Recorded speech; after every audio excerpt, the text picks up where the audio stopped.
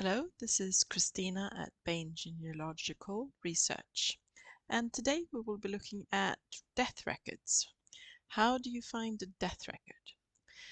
Well, first of all, as we're doing this in Arkiv Digital, we log into the account and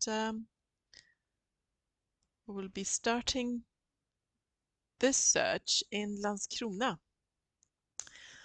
And we go into the archive documents, and here we write Landskrona.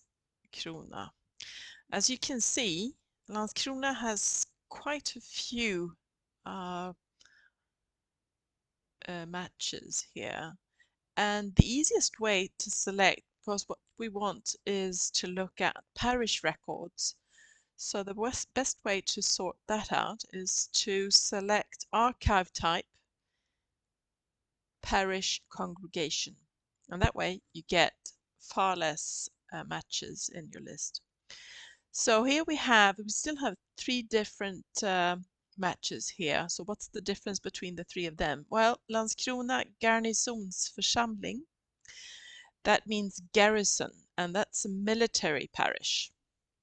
Unless you know for certain that you're looking for someone who was in the military, and that might be where you would want to look then. If you are looking at, if you go into Landskrona slottsförsamling, that's also a very small selection of records. It holds the prison records and certain military personnel within Landskrona. So what we would normally look at, and in general, would be Landskrona stadsförsamling. That means Landskrona town parish. So the residents living in the town. So this is where we're going to look. So here we have the parish record starting in 1778, and we'll move straight down to the death records, past birth records and marriage records into the death records. We have them here. And today we're looking at 1880. So we want to find the correct book for 1880. We have it here. Actually, we have two books that could be of interest here. I've selected this one because if I click on this one, it doesn't actually say anything up here. I'll show you the difference. Here for this one, this also holds 1880. It covers 1879 to 1882. But this, if you look here, is a second version. It's a copy.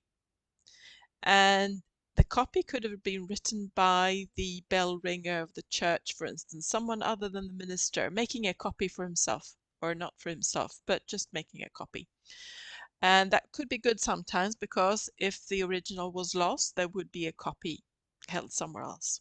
In this case, I'm going into the original, the one that the minister wrote, and this one covers 1880 to 1890.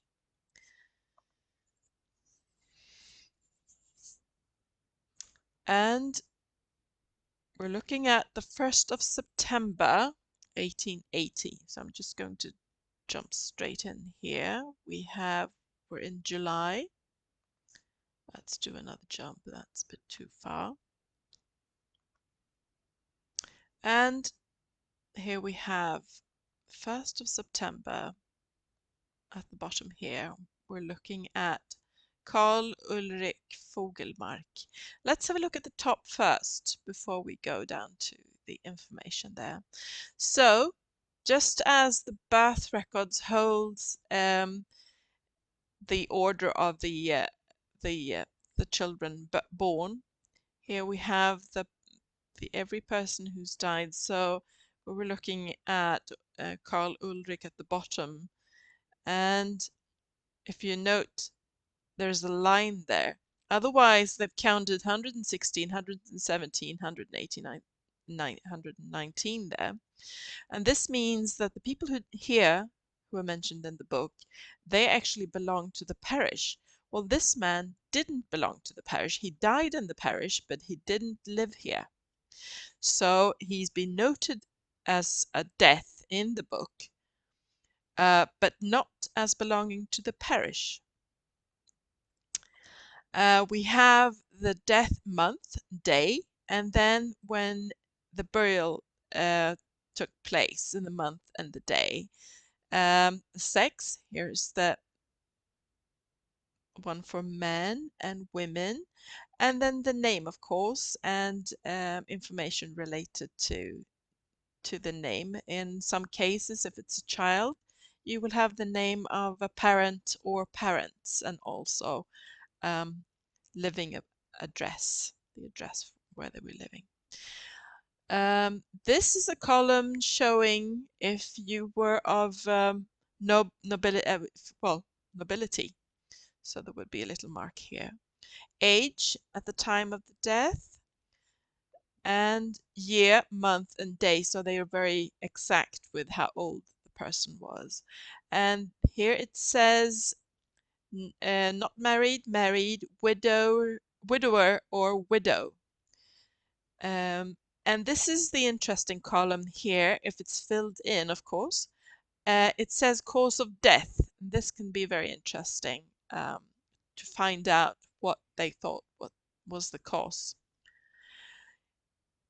This column here is whether the person was seen to by a doctor.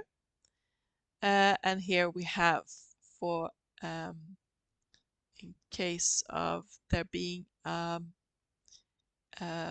birthing or midwife present. This column is information about the deceased person. And here we have the page that references back to the parish book and any particular information that is of interest. And we'll look at that further down here. So we'll go down. I'm going to enlarge the text here. And we're looking at this death on September 1st. He died, and he was buried on September 5th. This was a man. And it says here he was a fireworker in Swedish fyrverkare, which means he handled explosives. Doesn't sound good. Karl Ulrik Fogelmark, and he was from Vänersborg. So this tells us he wasn't from Landskrona, he was from somewhere else. He was just there temporarily. At the time of his death, he was 58. And I'll have to look up here whether he was. No, he wasn't married, so this is just a copy from above. So this tells us he wasn't married. The cause of death, he died from burns. And it says here, olyckshändelse, accident. And it says that he died from, there was an explosion, a fireworks explosion, some sort of explosion. And he must have been seen to by a doctor.